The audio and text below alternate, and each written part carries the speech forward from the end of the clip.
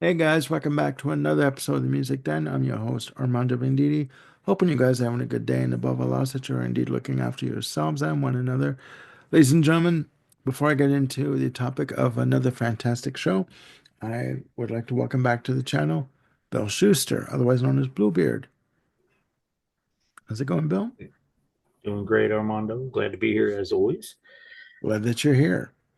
Ladies and gentlemen, we are back with our series running back to the 80s. We have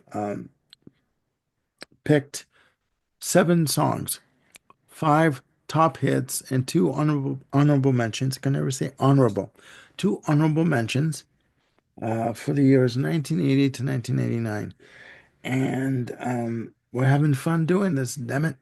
We started with tripping through the 70s, and we liked it so much we bought the company. No, we we wanted to continue with the 1980s. And I've said that it was more emotional for me in the previous set of episodes in the 70s and the early part of the 80s. But going forward from 85 on, it's not as emotional because for me, as you go through the decade up to 1989, the pickings are quite slim. For me, anyways. I would Uh, agree. but we hope that by watching these episodes, it brings back some great memories for you, as it did for us. So, without further ado, and again, because I was brought up right by my mama, and as Bill is adjusting his light, um, yeah, Trying to get the glare off of my glasses. It's not working too well. there you go. No, you're doing fine. There's not too much of a glare. I will pass the virtual mic when he's ready to take it and have Bill give us his number 5 pick for 1986. All right, this was a an interesting year. This was the year I turned 18. I was involved in all kinds of bad behaviors. Sometimes 18-year-olds often are. Yes. Uh, my initial list had a couple of bigger name bands uh, that I pulled off because I realized I had more, essentially a whole bunch of one or two hit wonders, smaller, lesser known artists who were concentrated in the 80s. So I got rid of songs by Genesis and Heart and replaced them with other less long term legendary artists. Because that's kind of the point. We're talking about singles here, not career arcs or anything. So, There you go. Yeah. and I don't think Heart and Genesis need a whole lot more publicity. So Okay. at number five, well, these guys were not exactly one hit wonders. They had a number of hits, but they're very much known as an 80s band. Hmm. They are the Pet Shop Boys with West End Girls. Ooh, good one. Ooh, yeah, this is just such a sultry song. Yeah, Yeah. instrumentally, vocally, Neil's vocal on this is just, it's deadpan and yet sexy somehow. And it Hmm. matches the music.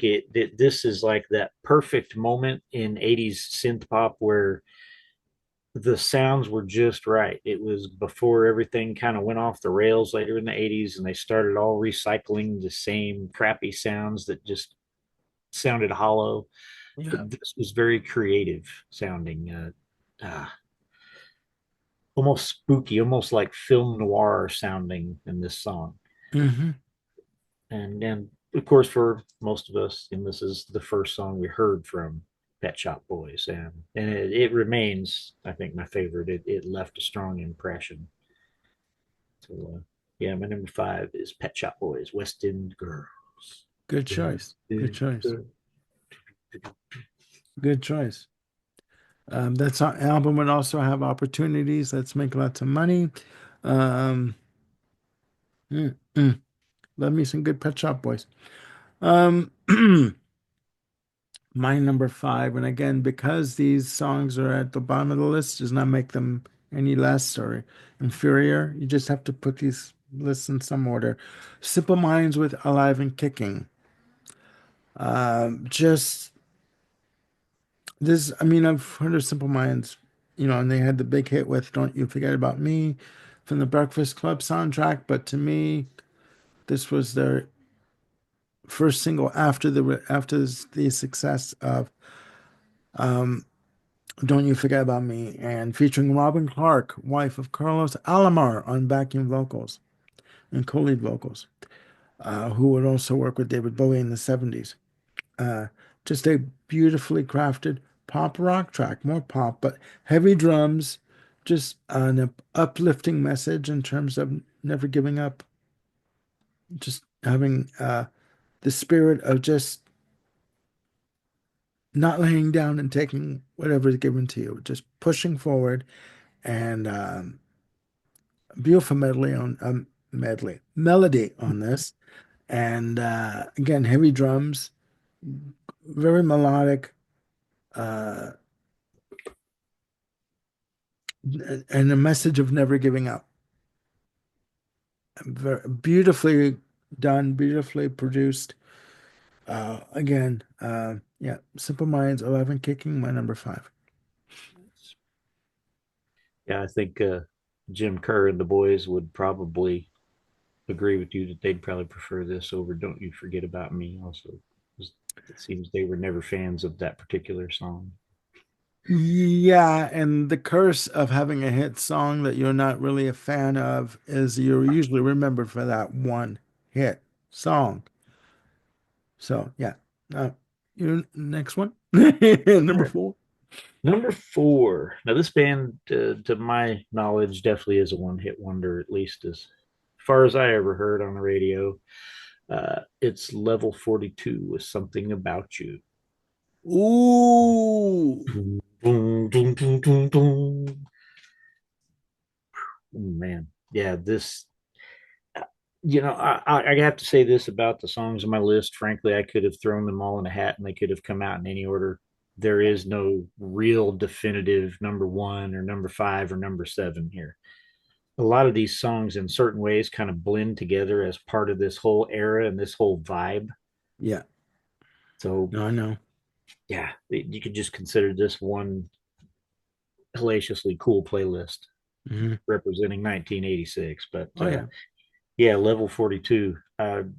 Have for years been meaning to dig deeper, but I never have. But I absolutely adore this song. Yeah. There was something about you, Yeah. baby, so right. Yeah, yeah. It's But even that lead off lyric, how can it be that a love carved out of caring but fashioned by fate? It's like it's he goes into such a detailed, and the lyrics are deeper than what is out than what's on the paper. Do you know what I mean? Like they have more of a deeper meaning, and it's just like, ooh, you didn't think I knew about this one, did you? You sneaky oh, I little figured you'd know about it. bastard. It was a healthy hit. I bought this on cassette, I this album. was gonna ask, was it the album or the single? No, it was the actual album. Because on this album you also had "Leaving Me Now," which was a ballad, and "Hot Water," which started off side two on the cassette, which was another funk-oriented track. Like, oh yeah, Mark King on bass. Whoo! Mm, mm, mm. Oh yeah, he was good. He could slap that bass like no one's business if he had to, you know. And then Level 42 would go off into more of a jazz fusion mode, like further on in their career, like after having the hits, they sort of modulated it into like a jazz fusion kind of band. But good track, really good track, and really heartfelt. Yeah, it really is. It's synth pop type stuff. If you could even call this that, it's kind of up in the air whether it even fits really. But this kind of stuff gets a bad rap for kind of being cold, but heartfelt is exactly right. There's a lot of emotional depth to Yeah, this song and a number of others we'll be talking about. yeah, but synth pop, but nothing that you couldn't perform live. Yeah. Well, I couldn't perform it live. Well, no, we couldn't because we got the musical timing of a buzzard and heat. I mean, but I mean, like, you know, um, but it's a good song. My number four, "Heart with Never." Thank you. That's the song I took off my list. follow up to What About Love from the, self-titled 1985 release. Just a good melodic piece of work. Just story about a woman telling someone telling their, potential boyfriend or partner, what I'm taking from the song is don't give up. Don't give up on us. Don't give up on your heart. Don't give up on chances. Take a chance. Who knows what could happen? Never say never, and because if you don't try, nothing happens, right? So just a really good, I'd say pop track. This is not hard Oh, at the excellent. rocking best. And it's unfortunate that the sisters Ann and Nancy Wilson would come out later and say that even though this was their most, or this was when they had a resurgence, that they really didn't feel comfortable doing this kind of music, but that Capitol pushed them in this direction. You know what? You had the ultimate choice to say no. So, but a good song is a good song. So Yeah, that's my number four. yeah. I'm see this. This is my '85, the original concert jersey that I bought back in '85 when I saw them.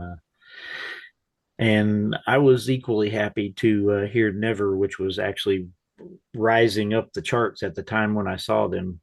I was equally happy to hear that as I was to hear, Magic Man and Crazy on Yeah. You and Barracuda and all the old stuff. I was really well into all versions of Heart at that point in time. So, Yeah, and no, it's true. And 6 Degrees of Separation, Grace Slick appears on backup vocals on What About Love. So you mentioned, more of Grace losing her street cred. there you go. There you go. You mentioned Starship on the previous episode. There you go. All right. Your next one?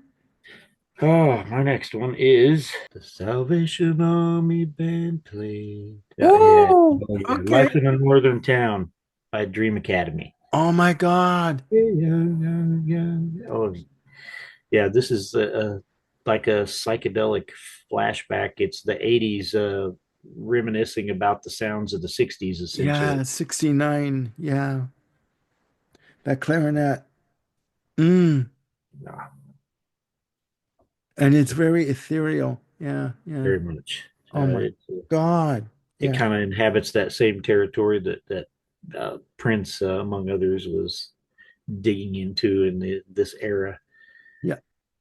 That Ooh. classic psychedelic pop through an '80s lens. Yeah. Yeah. They Yeah, did I it don't with think the Dream Academy get that get the credit that they deserve to get. Right? no. So no, it's good. That's good. Ooh, Life in a Northern Town. Oh my God. Okay. Um, all right, my number three. Ha! Orchestral Maneuvers in the Dark with If You Leave. Yeah,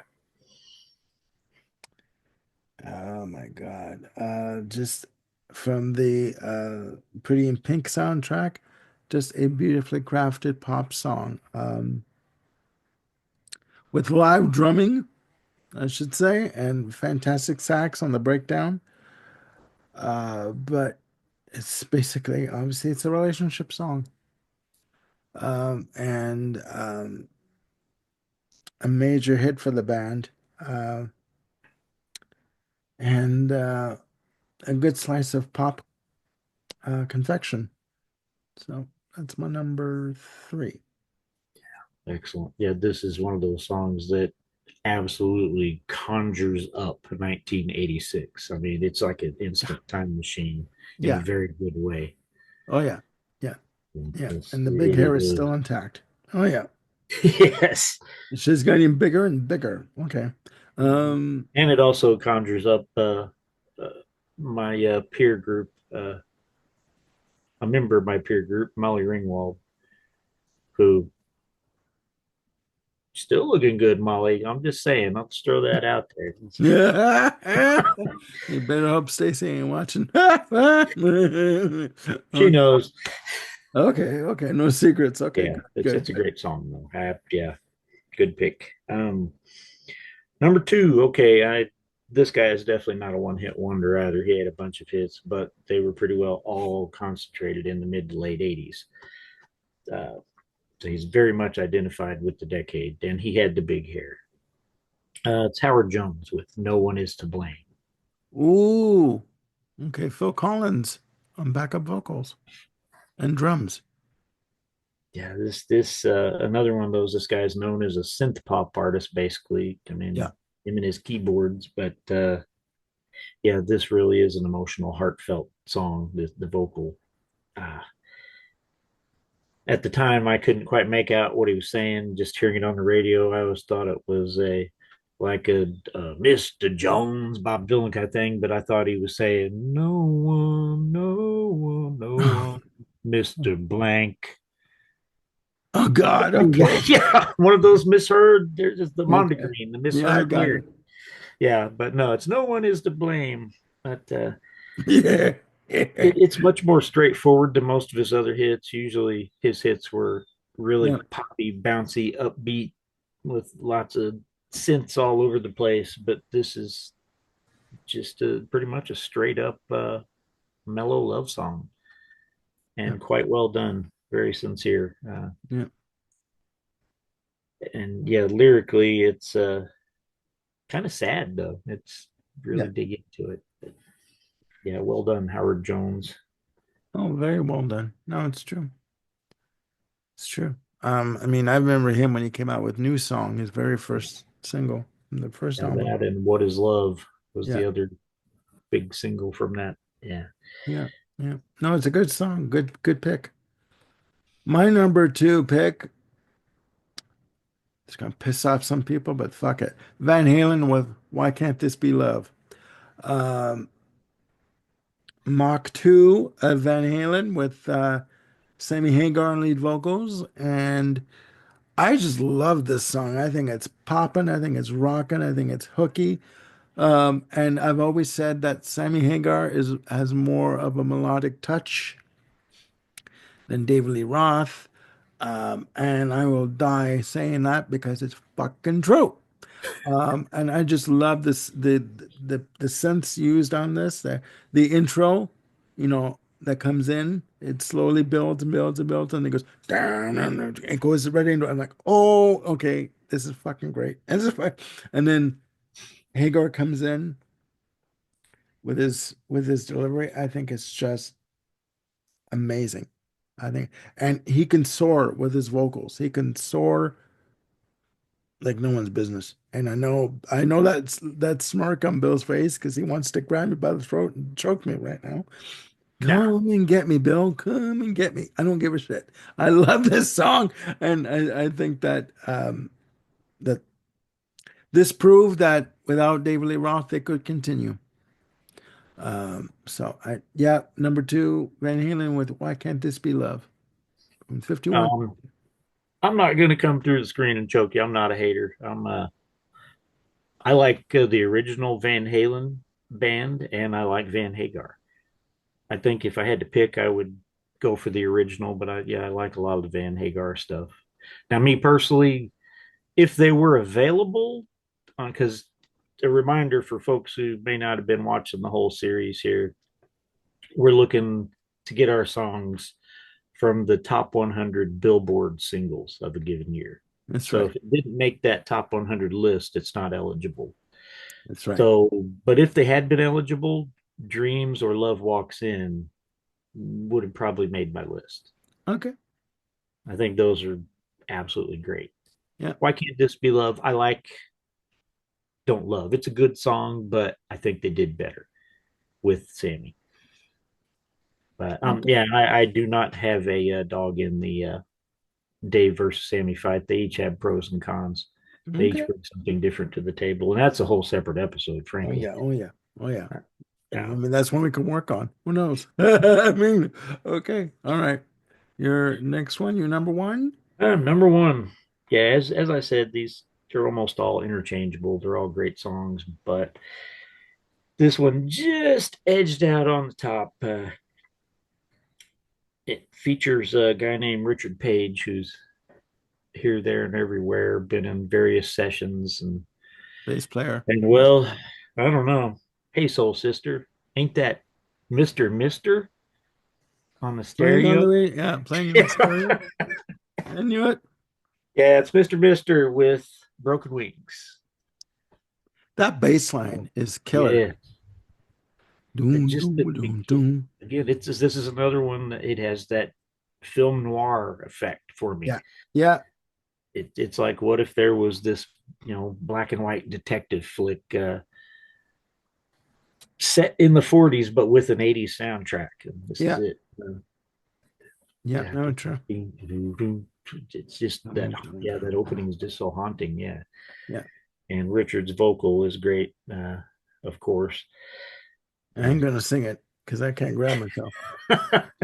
oh, I'm not going to go high there or anything. Yeah. It's just, if you're watching this show, you know the song. So, Yeah, yeah, but it's, the great, simple, uplifting lyrics in the chorus there to take these broken wings, learn to fly again, learn to yeah, love and live so free. When we hear the voices sing, yeah, the love will open up and let us in. I mean, yeah, that's yeah, for a song that sounds like it's coming from a down place, the chorus takes it into an uplifting place, yeah, yeah. which is pretty cool. And it ends. It kind of ends with yeah, with it ends on a note of optimism. It does. That's a good one. All right, ladies and gentlemen, my number one track for 1986, Human League with Human, from the album Crash. That might be more The controversial than your Van Halen pick. Oh, yeah, because there's a lot that goes into this song. Album produced by Jimmy Jam and Terry Lewis from Flight Time Productions. Uh, this song in particular, there was a lot, it's a song about this guy who cheated on his wife while she was away or his girlfriend, and he's asking for her forgiveness. And on the breakdown section, um, during the choruses, you hear the woman say, "I'm just a friend. I am just a friend." Nothing more. But then on the breakdown section, uh, a female vocalist comes in and says, "The tears I cry aren't tears of pain. They're only to hide my guilt and shame. I forgive you and I ask the same of you. While we were apart, I was human too." So it's like, you know, we're human. We make mistakes. It's okay. Can you forgive me? But nine times out of ten, the guy wouldn't forgive the woman. So you know what? A little double standard going on there. I'm sorry. Um, And the controversy that Bill's talking about is that the band, the Human League, were fighting with Jimmy Jam and Terry Lewis over the making of this album, specifically the song. He didn't, Jimmy Jam didn't want Susan Sully to sing on this track. He wanted another girl to sing on this track. The other two vocalists, Philip Oakey and Joanna, were involved at this time. And originally, Philip Oakey said, okay, well, we'll have this other woman sing on the track. Well, Joanna wasn't going to have it because she thought something was going on between the two of them. So then Philip turns around and says to Jimmy Jam and Terry Lewis the next day, I'm not going to, she's not going to sing on the track. If Joanna doesn't want her on the track, then I don't want her on the track. Well, then eventually, Jimmy Jam and Terry Lewis kicked everybody out of the studio and did the track themselves. And they even got a call from Virgin Records saying, "What's going on here? We're getting a call from the band saying you don't want them in the studio." And Jimmy Jam said to the head of Virgin, I guess Richard Branson at the time, "You paid me and Terry to make an album, and that's what we're doing. Whether we're going to use them or not, it's inconsequential to us. We're still going to make this album with or without them." So, you know what? Is it really a Human League album? It's up for debate. But the song is a good song. Melodic, catchy, hooky, drum machines and keyboards are not. It's a good song is a good song. So that's my number one for 1986. Human from the Human League. Yep, I agree. It doesn't really matter in the final analysis. It is a good song. That's the Yeah, main key point. yeah. Your first honorable mention. My first is one you've already mentioned: orchestral maneuvers in the dark. If you leave, so we've already discussed that one. So Yeah.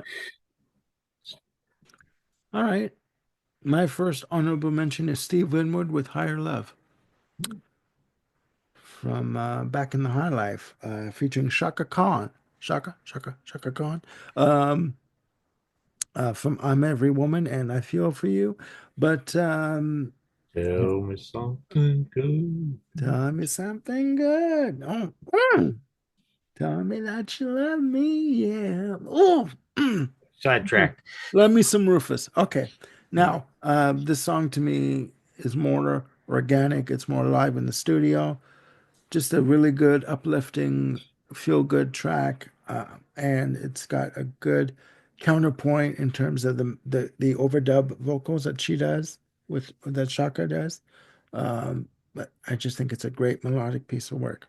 So, your last honorable mention? Um, yeah, Steve Winwood actually had a lot of excellent hits throughout the 80s. He had a Yeah, hell of a comeback in that era. yeah, Um, that one's not my favorite, but it was definitely his biggest, yeah, and it was a great song. Yeah. My final, well, I said I left Genesis and Hard Out on purpose. Well, Genesis kind of got it, but not really. It's Mike and the Mechanics featuring Mike Rutherford from Genesis. Silent Running Can with you Paul hear Carrick me on lead calling? vocals. Yeah, one of Paul Carrick's many, lead vocals from various assorted acts. Yeah, But yeah, this was a cool, creepy, sinister lyric. yeah, This is definitely not a love song. This is a song about being paranoid of the society that you're in. That I mean, yeah, kind of could fit today. Interesting, huh? Yeah, another one of those timeless songs, apparently. But yeah, yeah, this was kind of Mike Rutherford showing, hey, look what I can do too. yeah, I know. No, Phil's not the only one that can, step out and have hits. can Even be though deep. Mike wasn't the front man, it is his name in the front of the band. Yeah, If you watch the video, he's very prominent in the video for the song as well. he is. He is. Um, but yeah, the Paul Carrick vocal, as always, Paul is a great vocalist, and of course he sells the song. Yeah, And he does. I feel paranoid just thinking about it. I know. I know. Having this man in black coming in your room at night. I was a friend of your father. He wanted me to tell you something. It's like, Hear no, me running? Can you hear me calling you? yeah, no, What? Who are you running from? What are you running from? exactly, What should I exactly, be looking out for? exactly. No, that's a good choice. That's a good choice. Okay, my last honorable mention for 1986, Boston with Amanda, from their album Third Stage, released in '86 for MCA, leads off side one, beautifully crafted uh, pop rock track. Brad Delp does a soaring vocal on it. Okay, you hear floods of Tom Schultz's guitars on this. Overdub upon overdub upon overdub. Maybe the drums could have been a bit stronger, but melodically, it's a fantastic piece of work. And it's not more than a feeling, but you know what? It's the next best thing. They took a bit of a dip with Don't Look Back from '78, but with Third Stage, they came back a little bit. Had a minor hit with this, I'd say, but it is a good melodic piece of rock. So that's my last honorable mention, Boston with Amanda. I thought it was an odd choice for their comeback first single after being away for so many years, but obviously it worked. It did work, yeah. Yeah, it was quite successful. So, and a Yeah. number of other songs on the album got a ton of radio play. I mean, I Yeah. think I like it. Can't you say? Cool the engines. All those were all over the rock stations. Yeah, I know. Yeah. Yeah, it's kind of the last Boston I care about, frankly. I Yeah. think that's true of probably Yeah. 90% of Boston fans. I know. I know. I know. Yeah, the That's album true. gets crapped on, but yeah, I do like it. It's a different 80s Boston, but I think it works very well for the era. Yeah, I dig. no, I agree. I agree. That's why I just think it's cleverly, oh, beautifully, not cleverly, beautifully delivered a vocal from Brad Delp, and yeah, it is Tom's Schultz's show overall, but it's Boston. All right, ladies and gentlemen, there you have it. Our top five hits plus two honorable mentions for running back through the 80s for the years 1986, year 1986, sorry. One coffee, and I'm screwed. Anyways, please put down in the comments below your selections for 1986. Could be as many as you want. I want to thank Bluebeard, otherwise known as Bill Schuster, for joining me. We will be back with running back through the 80s, 1987. Please click like and subscribe and hit the notification bell to keep yourselves on top of any new content I've got coming up. And we'll see you soon with running back through the 80s, 1987. Bye for now.